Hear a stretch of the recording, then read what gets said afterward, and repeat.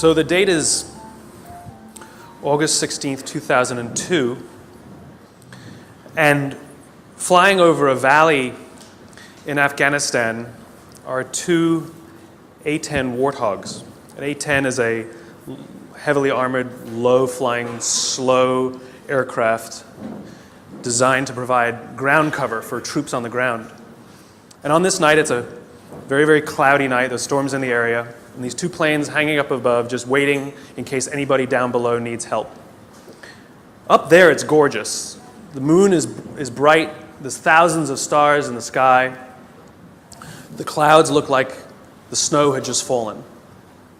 Down below in the valley, however, there were 22 Special Operations Forces troops trying to make their way through the country, and they could feel that something was wrong. They felt uneasy. One of the pilots up above, call sign Johnny Bravo, and yes, he stands like this. He could feel their unease listening to them over the radio, so he decides he was going to go down below the cloud and just have a look. He tells his wingman, hang out up here, I'll go see what there is. And he points his plane down into the clouds. And as he's going through the clouds, the call comes over the radio. Troops in contact. Troops in contact is what they say when they come under effective fire. It means they're in trouble. So now Johnny Bravo points his plane straight down. The plane's getting thrashed about in the turbulence. And when he comes out below the clouds, he's less than 1,000 feet off the ground, and he's flying in a valley, cliffs on both sides. Now, this is only 2002, and the planes were not yet equipped with ground-hugging radar, and worse, they were using old Russian maps. That's all they had at the time.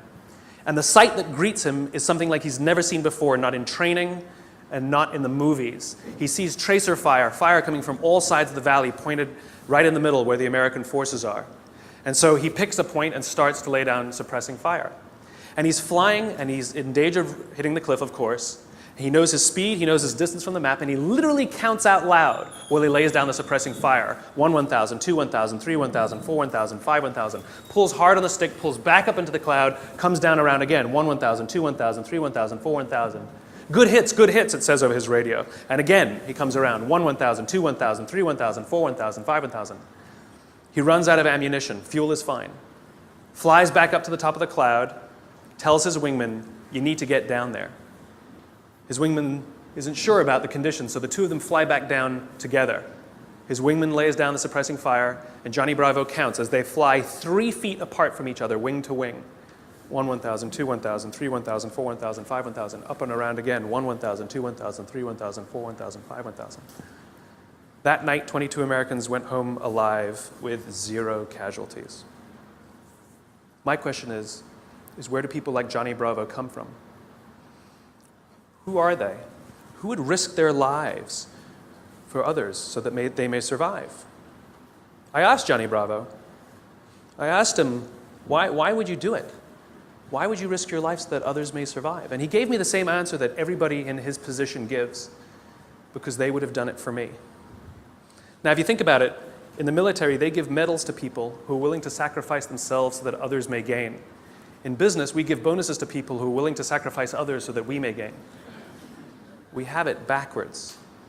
Wouldn't you like to work in an organization in which you have the absolute confidence, the absolute knowledge that other people that you may or may not know who work in the same organization as you would be willing to sacrifice themselves so that you may survive? And I'm not talking about giving your life. I mean, we don't even like to give up credit, you know? So where do people like Johnny Bravo come from? Well, it's an age-old question. They're not born. They're actually made. If you look at the human animal is like a machine. There are systems inside our bodies that are trying to get us to do things that are in the interest of the survival of the human animal, right? Just like in a business, in a company, if you want people to do something, you offer them some sort of positive or negative incentive to direct the behavior, right? So if you want people to achieve a certain goal, you offer them a bonus if they achieve that goal, and they'll work towards that goal because they want the bonus. It's a very simple system. The human body works exactly the same way. It works exactly the same way. Inside our bodies are chemicals that are trying to get us to do things that are in the best interest of us. If you've ever had a feeling of happiness, pride, joy, love, fulfillment, All of these feelings that we have are chemically produced feelings. And they're produced by 4 chemicals predominantly. These are basically responsible for all of the feelings that I would generically call happiness. They are endorphins, dopamine, serotonin, and oxytocin, EDSO. These 2 chemicals, endorphins and dopamine, I like to call these the selfish chemicals because you don't really need anybody's help to get them, right? Let me tell you a little bit about what they are. Endorphins. Endorphins are designed to do one thing and one thing only: mask physical pain. That's it. That's what they do. If you're a runner, if you've ever gone and done heavy exercise, you've heard of an endorphin rush or a runner's high. Basically what's happening is when that runner's out there pushing their bodies harder than they've ever pushed before, they feel good. And when they're done with their run, they feel fantastic. And then an hour later, they're in pain for damage they caused to their muscles an hour before, right? This is what endorphins are designed to do. They're designed to mask physical pain. The caveman reason for this stuff, because this stuff is all from 50,000 years ago, understand, Homo sapien existed at the same time as other hominid species, and yet we survived and they didn't. What is it about this species that's so good at survival and thriving? Look at the world we've built. It's not just that we're smart. We're certainly not the strongest and we're certainly not the smartest. It's that we're social animals. We have to do things together. We have to look after each other, and we have to work together to ensure that we survive, that we do well. This is how we're designed, right? These chemicals are trying to make that happen. So in these caveman times, 50,000 years ago, Paleolithic era, we had to eat. We're not the strongest, we're not the fastest. But there's one thing that the human animal is made for: endurance. We could track an animal for hours and hours and hours and miles and miles and miles. And if we were tired, we'd keep going. And if we got injured or we had to bring the food back to the cave, we'd continue to do it. And it was so good, it felt so good, that maybe we'd even volunteer to go hunting the next day, just like we get addicted to exercise, right? Oh my God, it was so much fun yesterday. I will totally go hunting tomorrow, right? Good system for the survival of the group. Good system. By the way, the reason laughing feels good is because of endorphins. You're actually convulsing your internal organs, and endorphins are masking the physical pain. I'm sure everybody here has laughed so much that the endorphins eventually run out and you go, stop, stop, it hurts. Endorphins, they feel good. Dopamine. Dopamine is the feeling that you found something you're looking for, or that you accomplished something you set out to accomplish. So you know that feeling you get when you cross something off your to-do list? That's dopamine. Feels awesome. You know when you have a goal to hit and you achieve that goal, you're like, yes! You feel like you've won something, right? That's dopamine. The whole purpose of dopamine is to make sure that we get stuff done, right? The historical reason for dopamine, we would never eat if we only waited until we got hungry, because there's no guarantee that we would find food. So dopamine exists to help us go looking for food. We get dopamine when we eat, which is one of the reasons we like eating. And so when you see something that reminds you of something that feels good, we want to do the behavior that helps us get that feeling, right? So let's say you're out there going for a walk and you see an apple tree in the distance. You get a small hit of dopamine. And then what it does is it focuses us on our goals. And now we start walking towards the apple tree. And as the apple tree starts to get a little bigger, we feel like we're making progress. You get another little shot of dopamine and another little shot of dopamine until you get to the tree and you're like, yes! Okay? This is why we're told you must write down your goals. Your goals must be tangible. There's a biological reason for that. We're very, very visually oriented animals. You have to be able to see the goal for it to biologically stay focused, right? If you don't write down your goals, if you can't see your goals, it's very hard to get motivated, to get inspired. For example, think about corporate visions, right? A corporate vision has to be something we can see, right? That's why it's called a vision.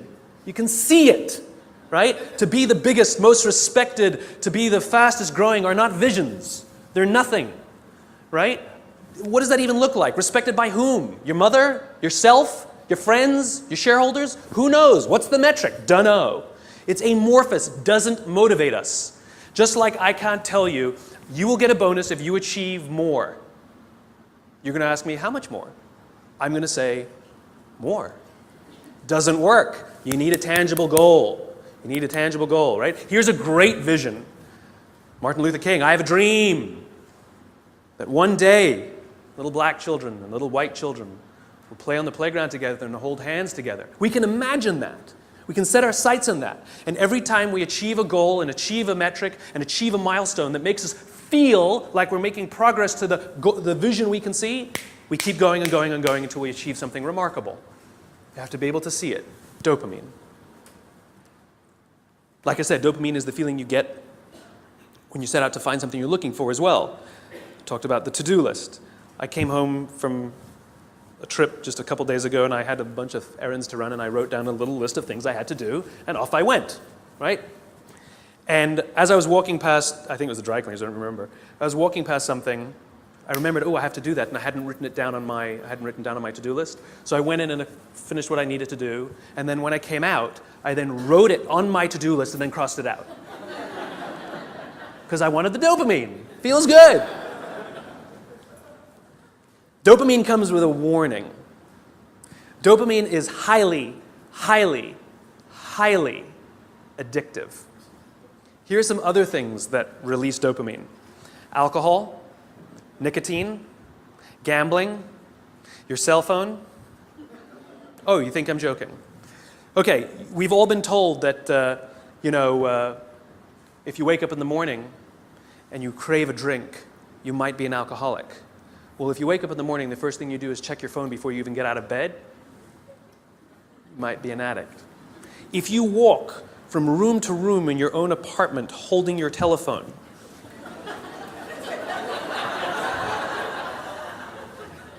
you might be an addict. When you're driving in your car and you get a text and your phone goes beep, we hate email, true. We love the beep, the buzz, the ding, oh. Right? You'll be there in 10 minutes, and yet you have to look at it right now. You might be an addict. And even if you read it and it says, are you free for dinner next Thursday, and you have to reply immediately, you can't wait the 10 minutes, you might be an addict. And for all you Gen Ys out there who like to think that you're better at multitasking because you grew up with the technology, then why do you keep crashing your cars when you're texting? You're not better at multitasking, you're better at getting distracted. In fact, if you look at the statistics, ADD and ADHD have, diagnoses of ADD and ADHD have risen 66% in the past 10 years. Okay, ADD and ADHD is a frontal lobe disorder, right? Are you telling me out of nowhere 66% of our youth have a frontal lobe problem? Where did that come from? No, it's a misdiagnosis, right? What are the symptoms of a dopamine addiction to technology? Distractibility, inability to get things done, easily distracted, shortness of attention. It's all the same thing, so we misdiagnose things. It's the addictive quality of dopamine. We can also get addicted to performance in our companies when all they do is give us numbers to hit, numbers to hit, numbers to hit, and a bonus you get, and a bonus you get, and a bonus you get. All they're doing is feeding us with dopamine, and we can't help ourselves. All we do is want more, more, more. It's no surprise that the banks destroyed the economy, because one of the things we know about dopamine addict is they will do anything to get another hit, sometimes at the sacrifice of their own resources and their relationships. Ask any alcoholic, gambling addict, or drug addict. Ask them how their relationships are doing and if they've squandered any of their resources. It's an addiction. Dopamine is dangerous if it is unbalanced. It is hugely helpful when in a comfortable and balanced system, but when unbalanced, it's dangerous and it's destructive. You don't need anybody's help to get these. Go for a run, achieve your goals, you'll get dopamine. You'll get endorphins. But you won't have any feeling of fulfillment or love or trust. That's where these come in. These are attempting to manage these. This is what makes our society great. This is where people like Johnny Bravo come from. It's because of these two chemicals that leaders really fulfill their great responsibility. Outside in the world is danger at all times for various reasons. In caveman times, that danger may have been, a saber-toothed tiger. It may have been the weather. It may have been a lack of resources. It may have been, who knows, any number of things. Things that with no conscience are trying to kill you. They want to end your life. And so how do we survive? We work together. And together, we come together in our groups, in our companies, in our tribes, to feel like we belong, to be around people who believe what we believe, so that we may feel safe. When we're surrounded by people who have our best interests in mind and we feel safe, we will organize ourselves and cooperate to face the dangers externally. Don't forget, the outside dangers are a constant. In a modern world, the outside dangers may be your competition that's trying to put you out of business, or at least steal your business. It might be the ebbs and flows of the economy. It might be terrorism. All of these unknowns, all trying to put you out of business, take away your job, take away your livelihood, end it for you. Nothing personal. It's a constant. Inside our organizations, the dangers we face are not a constant. They are a variable. And they are the decisions of leadership as to how safe they make us feel when we go to work. This is the job of leaders. Aesop said it better than I can. There's an Aesop fable about 4 oxen that stand tail to tail. And whenever the lion tries to eat them, no matter what angle from which he attacks, he will always be met with horns. However, due to infighting and disagreements, they separate and they go and graze in different parts of the field. And one by one, the lion picks them off and kills them all. When we stand together, we can more easily face the dangers outside. When we break up inside our companies, if our leaders don't allow us a space to feel safe inside our own companies, to feel like we belong, then we're forced to exert our own energy to protect ourselves from each other. And, by the way, expose ourselves to greater danger from the outside. If you have to worry about politics, if you have to worry about someone stealing your credit, if you have to worry about your boss not having your back, think about the energy you invest, not in your business, not in the products you're trying to develop, not in your work, not in how great you're producing, not in your creativity, but in just keeping yourself feeling safe. This is destructive. The responsibility of leadership is 2 things. 1, to determine who gets in and who doesn't get in. This is what it means to start with why. What are our values? What are our beliefs? Who can we allow in? Second thing is to decide how big this is. How big do we make the circle of safety? How big do we make the circle of belonging? Do we keep it around just our C-level executives and call it an inner circle and allow others to try and fend for themselves and maybe try and get into our inner circle? Or do we extend it to the outermost edges of the organization? Great leaders extend the circle of safety, the circle of belonging, out to the outermost edges. So the most junior person feels like they belong, feels safe, feels like they have top cover from somebody like Johnny Bravo. That's what these other 2 chemicals are trying to do. Serotonin is the leadership chemical, is responsible for feelings of pride and status. This is why public recognition is very important. We are social animals, and we need the recognition of others. This is why we have the Oscars, and this is why we have public awards events. This is why we have commencement for graduation. I mean, think about it. What does it really take to get to graduate college? You need to pay your bills, fulfill the minimum requirements, and collect enough credits. That's it, right? It's a formula. You could get an email that says, congratulations, you fulfilled all the requirements for graduation. Enclosed, please print out the PDF of your diploma. P.S. magna cum laude, right? Wouldn't feel so good, right? So instead, we have a big ceremony to recognize the accomplishment. And in the audience, we put our family and our friends and our teachers, all of those in our tribe who've supported us and watched our backs as we've made it through. And then we show up on that day, and we go up on that stage, and we take our diploma. It feels great. We feel our status rise. We feel our pride go up. And by the way, when you have serotonin in your veins, your confidence goes up also. And here's the best part about serotonin. At the exact moment that you took your diploma and you felt that surge of serotonin go through your body, at the exact moment, your parents sitting in the audience also got a surge of serotonin and also felt an intense pride watching you graduate. And this is what serotonin is trying to do. It is trying to reinforce the relationship between parent and child, boss and employee, coach and player, the caregiver and the one who is grateful for the support they are given. And think about it. Think of the speeches that we give. If you give an award to somebody, what do they say? I couldn't have done it. I thank God. I thank my parents. I thank my coach. We thank the person who we believe was looking out for us. We could not have done this without them, we say. And they look at us and they say, so proud of you. And we work to make them proud. Great teams don't want to win the trophy. Great teams want to win one for the coach. They want to make the coach proud. We want to make our parents proud. And it raises our status, and it raises our confidence, and it feels good, and we in turn will look after others so that they may accomplish the same. This is what serotonin is trying desperately to do. The problem is, you can trick serotonin. We live in a materialist society, so we judge status very often in our country based on how much money you make, right?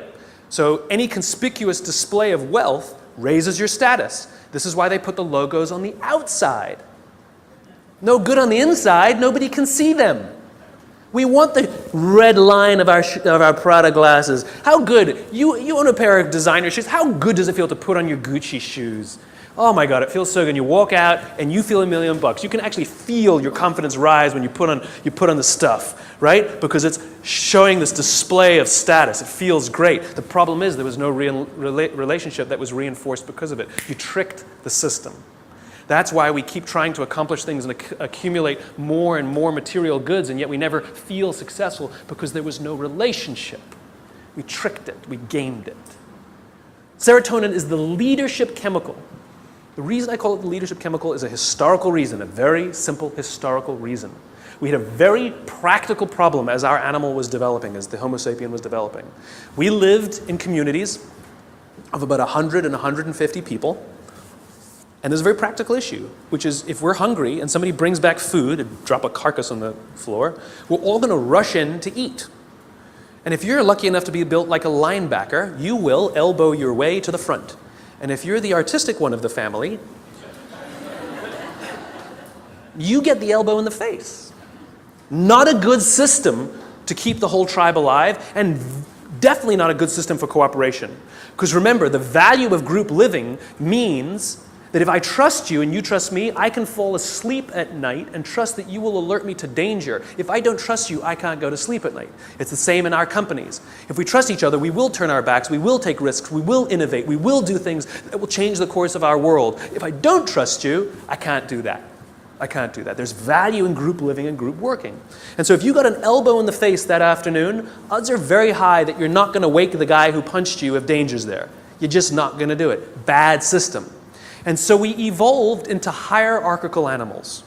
We're constantly assessing and judging each other, constantly arranging ourselves. Who's the alpha? Who's the dominant? Who's the one who sort of is the more dominant personality or dominant talent in the room? In caveman times, it might have been physical muscle. In a creative industry, it might be talent. In the military, it might be courage. There's no standard by which we judge alphas. It's relative to the industries we're in. And it's relative to us as well. If you've ever met someone and you were nervous while you were meeting them, you're not the alpha. We've all had the experience where we're meeting somebody and we can sense that they're nervous meeting us. You're the alpha. I'll tell you a little aside that's kind of funny. You know when women all live together, their menstrual cycles align, right? Assuming they're not on the pill, then it doesn't work, right? But if they're not on the pill, all the menstrual cycles go together on the same schedule. It's not arbitrary. They always align with the alpha female's schedule. And the reason is because when a woman is in her menstrual cycle, she can't bear children. And so in evolutionary terms, you want the alpha male and the alpha female to do it so you can have alpha children, right? Nice, strong, strapping kids are going to survive. But if she's off the market, that produces competition. So Mother Nature has created a very clever way that when she's off the market, everyone's off the market.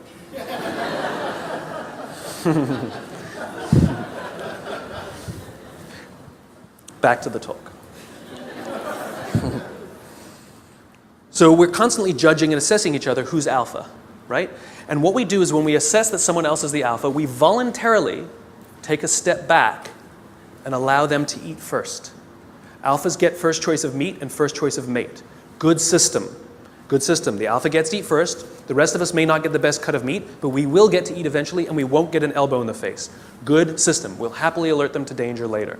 Good system. This is why we're constantly trying to raise our status, is because there are benefits to being the alpha.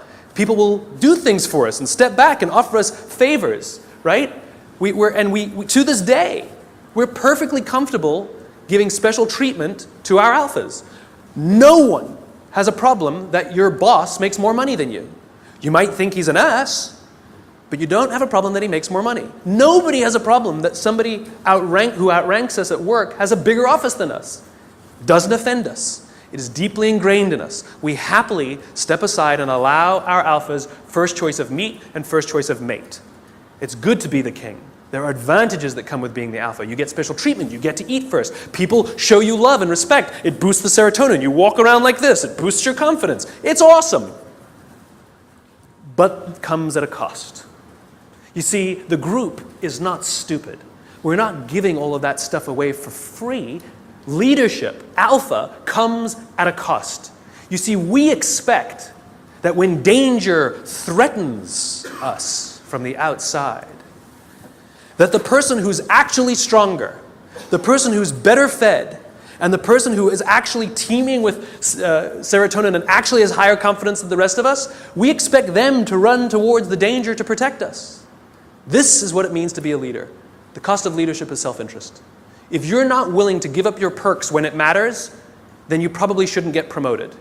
You might be an authority, but you will not be a leader. Leadership comes at a cost. You don't get to do less work when you get more senior. You have to do more work. And the more work you have to do is put yourself at risk to look after others. That is the anthropological definition of what a leader is. This is why we're so offended by these banker boys who pay themselves astronomical salaries. It has nothing to do with the number. It has to do with the fact that they have violated a deep-seated social contract. We know that they made all of that money and allowed their people to be sacrificed. In fact, they may have sacrificed their people for the money. If I told you we're going to give $150 million to Nelson Mandela, would anyone have a problem with that? Nope. $250 million to Mother Teresa. Got an issue with it? Nope. It's not the number. It's not the amount of money they make. It's that we are deeply and viscerally offended that we know that we allowed them to have this alpha position and they did not fulfill their responsibility of the alpha. They're supposed to sacrifice themselves for us. Never sacrifice us for themselves. This is why we're angry and offended and don't trust them. They fail.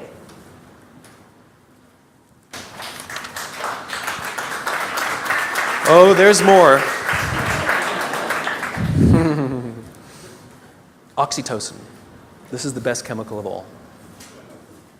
Oxytocin is the feeling of love and trust and friendship. It's all the warm and fuzzies. It's all the unicorns and rainbows. It's the reason we like to spend time with our friends even if we don't do anything with them. We just sit and watch TV. We love their company. I promise you, nearly every single person sitting in this room today chose the person they're sitting next to. You're not sitting next to a stranger. You're sitting next to somebody you met, came with, or kind of know a little bit. Why? Because it makes you feel safer, doesn't it? If you got up and went and sat next to strangers, it wouldn't feel so good. That's the feeling of oxytocin. Oxytocin is that intense feeling of safety that someone's got your back. There are multiple ways you can get oxytocin. One way to get it is physical contact. Hugging feels wonderful. Right? When women give birth to children, huge surge of oxytocin in their body. This is what's responsible for the mother-parent, the mother-child bond. Right? It's all that oxytocin in the system. This is why shaking hands matters. Imagine you're doing a deal with someone and you're ready to sign the contract and you say, I'm so excited to do business with you. And they go, I don't need to shake, let's sign the contract, I'm also excited to do business with you. And you go, great, well let's shake on it then. They go, no, I agree to all the terms, let's get this deal done, I can't wait to work with you. You might get everything you want in the contract, but business, relationships are not rational. They're about feeling safe, they're about feeling we belong, it's human. And one of the ways we want to know that that relationship is solidified is with physical touch. Their simple refusal to touch you, to exchange that oxytocin, means one of two things will happen. You will either completely scuttle the deal or you will go into it nervous. Human bonds matter. Another way you can get oxytocin is through acts of human generosity. An act of human generosity is defined as giving of your time and energy and expecting nothing in return. Money doesn't work, sorry. If I told you that this morning I gave $1,000 to charity, what would you think of me? You'd be like, Good for you. What, do you want a medal? But if I told you that last Saturday I gave up my day and I went and painted schools in the inner city, then what would you think? You'd be like, nice, cool, I should do more, right? The value of my labor, much less than $1,000, could have hired many more people for $1,000 to go paint schools in the inner city. But you see, as human beings, we put a premium on time because it is an equal commodity and it is a non-redeemable commodity. You spend money, you make money. You spend time, you'll never get it back. Some of you are sitting in this room right now saying, I will never get this time back. I got nothing for you. So we put a premium on people who give us their time and energy. A leader who says to you, I'll pay for something for you, is not a leader. A leader who comes and sits down next to you and says, how can I help you, is a leader. I was talking to some oil executives, and they were trying to convince me that they really care about how fulfilled and how happy their employees are at work, to which I said, no, you don't. And they said, no, we do. And I said, no, you don't. And they said, yeah, we do. You see how this went. And I said, I bet you hired some high-priced consultancy to come and do a web survey about whether people like their jobs or not. And they said, well, we didn't hire a consultancy. I said, okay, so it's kind of like sending your son an email, right? Dear son, your mother and I care that you feel like a valuable part of this family. Please tell us candidly what we can do better so that you feel like you belong here because we really love you. Love, Dad. Or you go into his room, you sit on his bed, and you say, hey, son, your mom and I really care that you feel like a valuable member of this family. Please tell us candidly what we can do better because we want you to feel like you belong and we really love you. Same words, same intention, same desire. The difference is one you gave time and energy and the other one you didn't. This is the problem with email. It's too easy. It's too easy. There's no time and energy expended. It's too easy. Don't feel anything. If I come to your house for dinner and you make me a lovely dinner, the next day I send you a very nice thank you email, what a wonderful host you are. Or 3 days later, you receive a handwritten note from me with the exact same words that were written in the email. Which one makes you feel better? Handwritten note. The sentiment was the same, the words were the same. The difference is one took a little more time and a little more energy. Leaders are the ones who give us their time and give us their energy, not the ones who give us their money. It doesn't count, it doesn't work, just biologically doesn't work.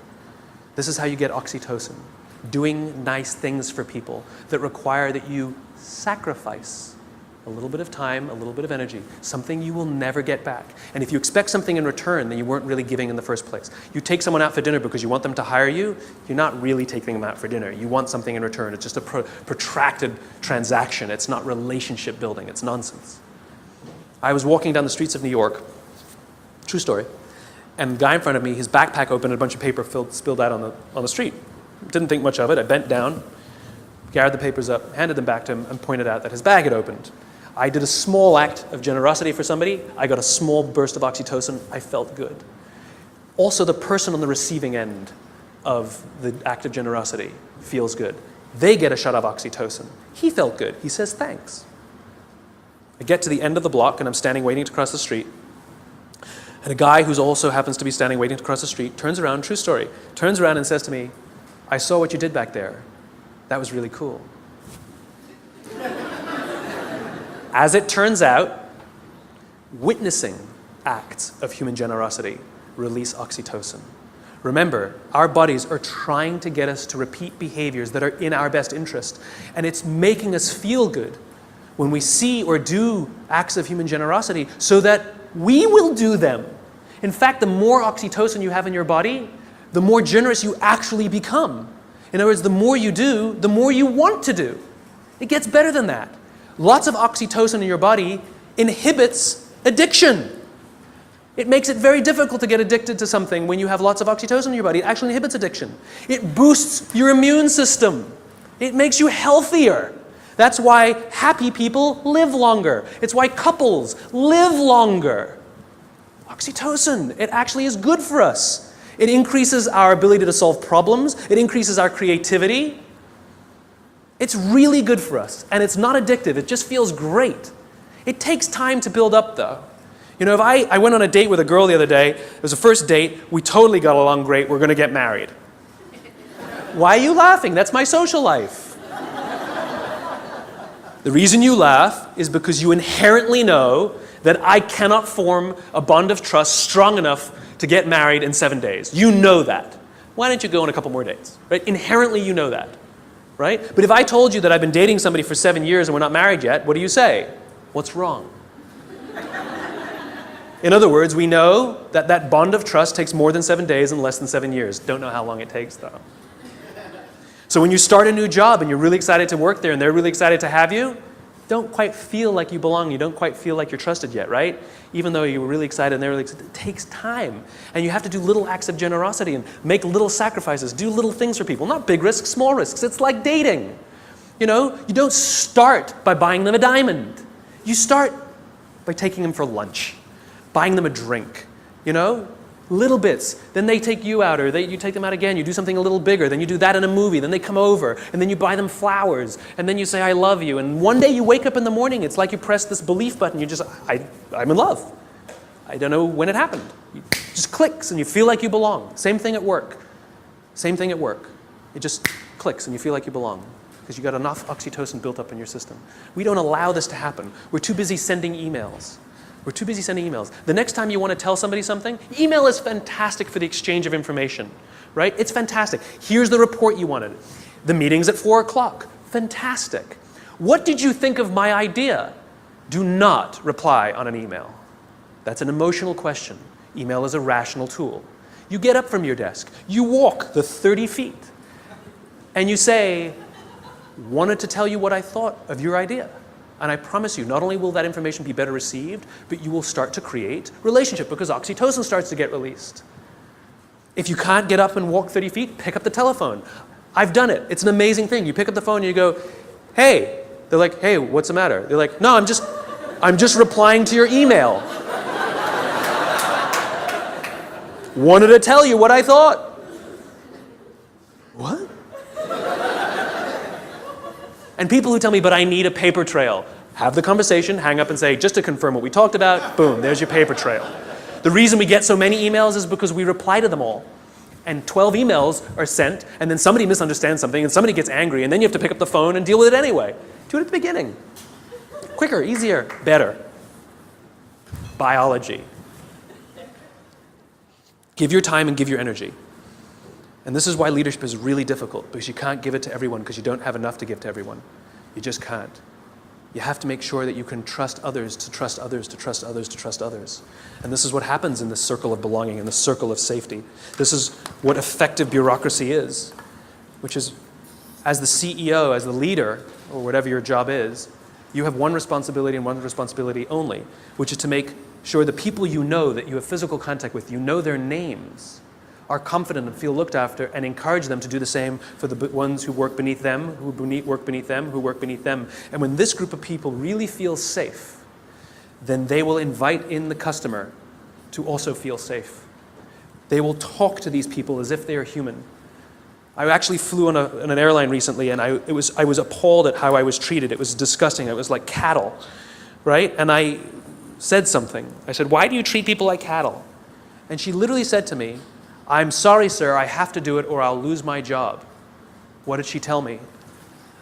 My organization that I work for doesn't make me feel safe. I don't feel like I belong. So I'm going to treat you like dirt to protect myself. As opposed to somebody who feels safe and says, sir, I will do everything in my power to make sure that you feel happy and good because I'm not worried. That's called a highly effective organization. There's one more chemical I haven't told you about. The big C. Cortisol. Cortisol is the feeling of stress and the feeling of anxiety. We share these chemicals with all the social mammals. And so when you see a herd of gazelle, you've all seen the documentary on Discovery or whatever, right? You see a herd of gazelle grazing, and one of them thinks they hear a rustle in the grass, and they go, head, right? That's what cortisol does. Cortisol is designed to keep us alive. It is the first stage of fight or flight. It makes us paranoid. It makes all of our senses hyper-attuned to look for danger. It injects glucose into our muscles to make us stiff and ready to go in case we need to fight or flight. It increases our heart rate like crazy, right? And it makes us start looking. It makes us paranoid to find the danger. And the cool thing about cortisol when you work in a social environment is if other people sense that you're nervous, they get nervous. So all the other gazelle go, they didn't hear anything. They just saw Steve over there get really freaked out. And so they got all freaked out. And now they all start looking for the danger. Good system. And one of them, who didn't even hear the initial rustle in the grass, sees the lion, runs, they all run, they all live another day. Good system. So that when we go to work and somebody says, I think there's going to be layoffs, all of us are like, what do you mean? Wait, there's going to be, we're all paranoid now. We're all freaked. I shouldn't have talked in that meeting. We start to get crazy. We start to get paranoid. Our hearts start to race. That's what cortisol does. It's trying to keep us alive. You wake up in the middle of the night, you hear a bump in the middle of the night. What's the first thing you do? You wake the person next to you. And then what do? They go, And if there's nothing there, you go and trust your eyes, right? You go looking for it. We're visual animals, right? If there's nothing there, you go like this. Cortisol leaves our body, and we relax, and our heart rate goes back down. Cortisol, to get all of that extra energy, to make us paranoid, to make us self-interested, it needs to shut down non-essential systems because it has to get it from somewhere, right? So it shuts off things like growth. You don't need your fingernails to grow at that moment. It shuts it off. The other thing it shuts off is our immune system. Don't need it in that moment. The problem is you're not supposed to have cortisol in your system all the time. You're supposed to have it in and then gone. And when we go to work in a place that doesn't make us feel like we belong, that doesn't make us feel safe when we're at work, guess what? We got little bits of cortisol dripping in our body. Drip, drip, drip, drip. Makes us paranoid. Drip. I know my boss hates me. I know he hates me. He hates all my ideas. I know it.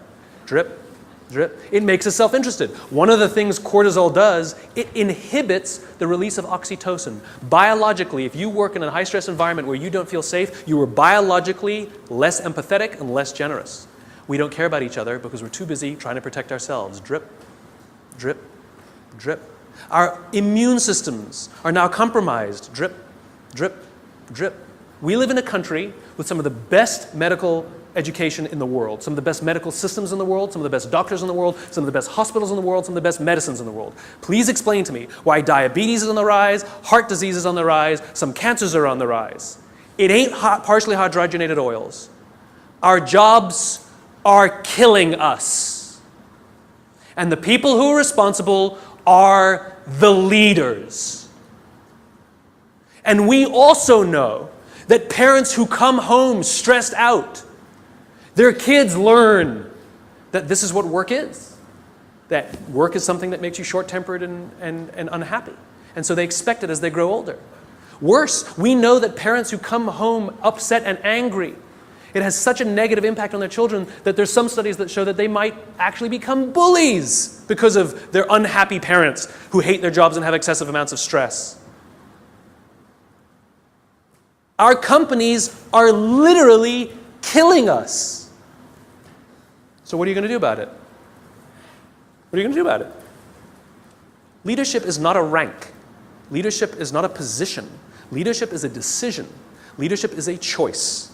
It has nothing to do with your position in the organization. If you decide to look after the person to the left of you and look after the person to the right of you, you have become a leader. You've seen the movie 300, right? The Spartans, the greatest fighting force of all time. You want to know one of the things that made the Spartans great? Wasn't their muscles, wasn't their spears. It was their shields. They stood shield to shield, and the phalanx was strong because those shields were big. And they were told when they were young children, you either bring your shield home or you come home on your shield. The punishment for losing your shield was tremendous in battle. Because if you lost your shield, that means you cannot protect the person to the left of you and the person to the right of you, and you have destroyed the phalanx. It's the shield that matters, not the spear. Not the spear. It's your willingness to sacrifice yourself, not your life, maybe your credit, maybe your little time, maybe a little energy, maybe your time, maybe getting up from your desk and talking to somebody for 30 minutes instead of sending a 3-minute email. It's your willingness to sacrifice for someone, to hold that shield up so that they feel safe, that makes you a leader. And you want to know how you beat a dopamine addiction? If you're worried that you're addicted to performance and all those dopamine things? Alcoholics Anonymous has been highly effective for decades, 80-something years. We all know the first step of the 12 steps. We joke about it, right? Admit you have a problem. Do you know the 12th step? Don't say, it's supposed to be anonymous. I'll tell you what the 12th step is. Alcoholics Anonymous knows that if you master all 11 steps, but not the 12th, you will drink again. If you master the 12th step, you will beat the disease. What's the 12th step? The 12th step is the commitment to help another alcoholic. Service. Service to another. Oxytocin wins. Serotonin wins. The more we look after each other, the safer we feel, the more we feel like we belong, and the more we will work together to confront the dangers outside. Do this for others, and others will become Johnny Bravo. Thanks very much.